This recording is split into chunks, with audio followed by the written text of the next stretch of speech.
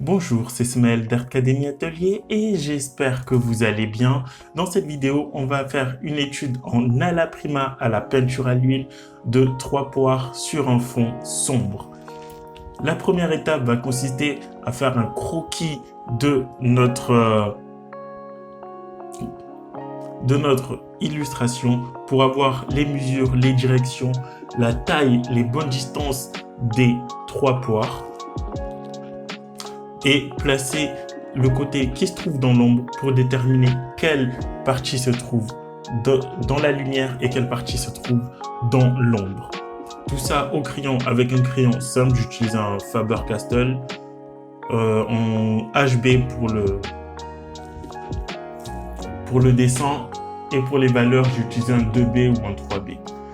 Ensuite, je place toutes mes couleurs sur la palette. Donc, il y a le blanc, le jaune, jaune ocre, bleu phthalocyanine, terre de sienne et également le bleu outre-mer.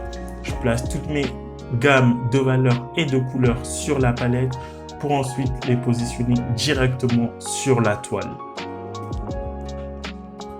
La seconde étape va consister à faire le dessin directement sur la toile au pinceau, puisqu'au crayon, on a déterminé tous nos placements. Je les ai maintenant en tête, donc je peux et vous pouvez dessiner directement sur la toile avec le pinceau. Ensuite, on commence à peindre en allant des valeurs les plus sombres pour aller jusqu'aux valeurs les plus claires. D'accord ?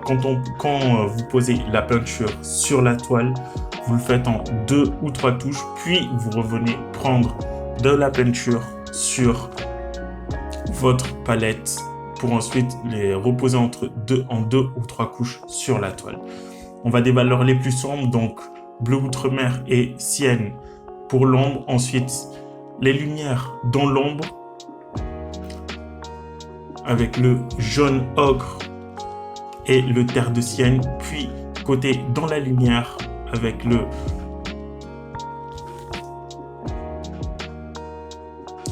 un mélange du jaune et du bleu pour donner un vert.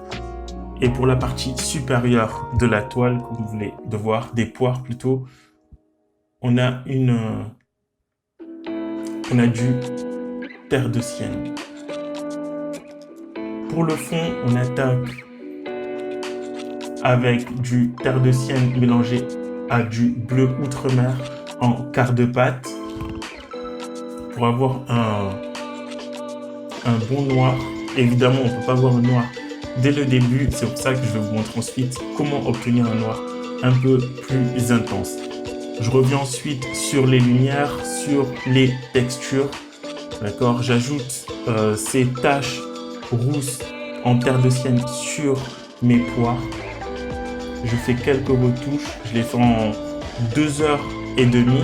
D'accord. Puis ensuite, là, j'ai attendu une semaine exactement avant de venir ajouter un glacis sur mes poires.